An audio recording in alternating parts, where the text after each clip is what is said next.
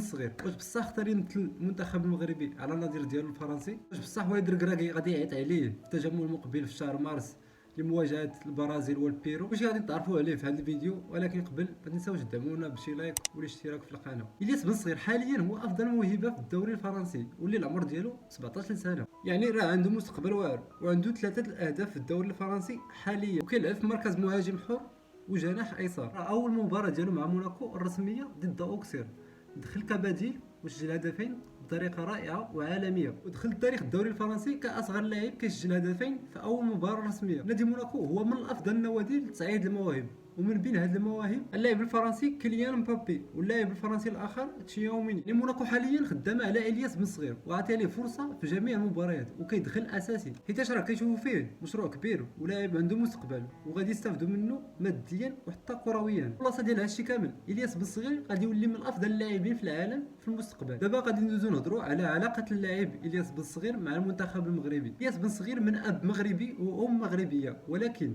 اللاعب عنده جنسيه مغربيه وفرنسيه، وديجا لعب مع فئه الصغرى للمنتخب الفرنسي. والاتحاد الفرنسي ما كيضيعش بحال هاد المواهب، ولكن اللاعب كيبغي المنتخب المغربي. والدليل ان الياس بن صغير ملي كان المنتخب المغربي في مونديال قطر كيشجعو وكيحط ستوريات في انستغرام وكيبين باللي كيشجع المنتخب المغربي. حاليا الجامعه المغربيه كيقنعوا اللاعب باش يمثل المنتخب المغربي، واخا ان الامور ما غاديش تكون بهذه السهوله حيتاش الاتحاد الفرنسي حتى هو بغى ينضم لصفوف المنتخب الفرنسي، ولكن القرار الاول والاخير في يد الياس بن صغير. مؤخرا وكيله اللاعب عز الدين ناحي حياه جبران، واللي عندها علاقه مع الجامعه المغربيه، تلاقت مع الياس بن صغير في مباراه مارسيليا وموناكو وتصورات معاه، وحطت واحد ستوري كتقول فيه باللي قريبا سوف يكون الياس بن صغير حاضر في المنتخب المغربي. وحنا كنعرفوا باللي حياه جبران ما غاديش تجي وتحط ستوري هكاك، ضروري غادي تكون عندها معنى. وإلا الياس بن صغير خرج في تصريح وقرر باللي غادي يمثل المنتخب المغربي، وليد الكراكي غادي يعيط عليه للتجمع المقبل في شهر مارس. بقاش وليد الكراكي كيعطي الفرصه لاي موهبه مغربيه